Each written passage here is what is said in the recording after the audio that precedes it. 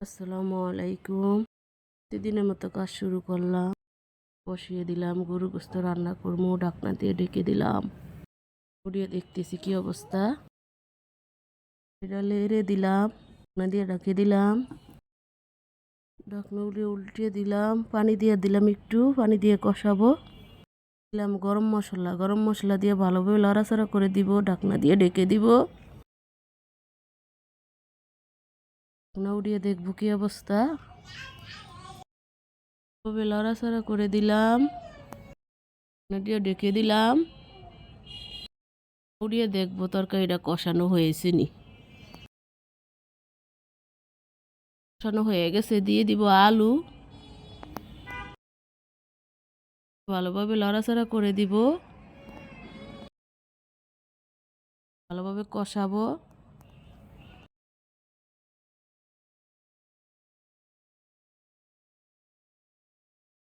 কষানো হয়ে গেছে। ডাল দিয়ে ভালোভাবে কষাবো, দিয়ে দিব পানি, ঢেকে দিলাম। দেখলাম কি অবস্থা। তরকারিটা বলক আসছে, নামিয়ে নিব। মাছ ভাজবো, কড়াইতে দিয়ে দিলাম তেল, তেলটা গরম হইছে, দিয়ে দিলাম মাছ। উল্টিয়ে দিলাম।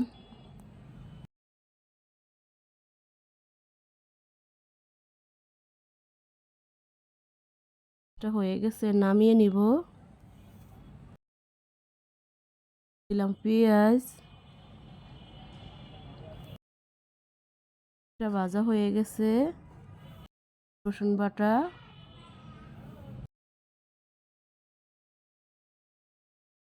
জিরা বাটা,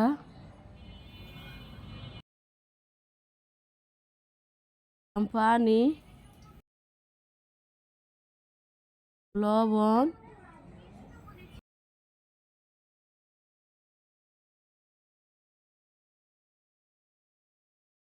হলুদের গুঁড়া,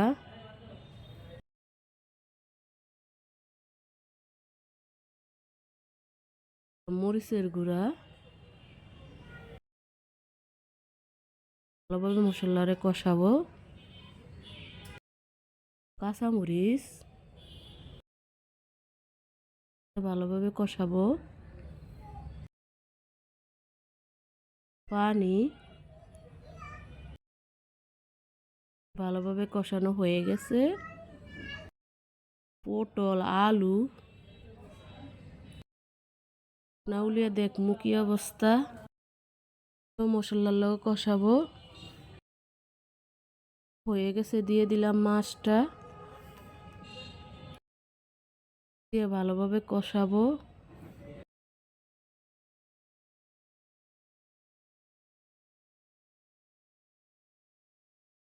কষানো হয়ে গেছে, দিয়ে দিব পানি। উঠিয়ে দেখবো কি অবস্থা। বলক আসছে। ধনিয়া পাতা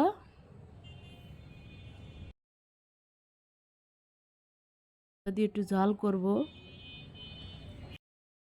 হয়ে গেছে, এখন নামিয়ে নিব। শাক ভাজবো, লবণ,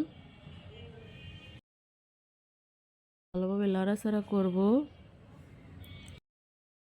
না যায়।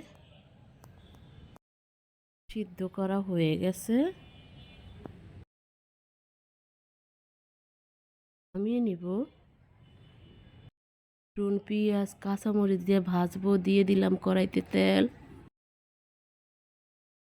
দিলাম পেঁয়াজ রসুন কাঁচামরিচ। ভাজা হয়ে গেছে, শাকটা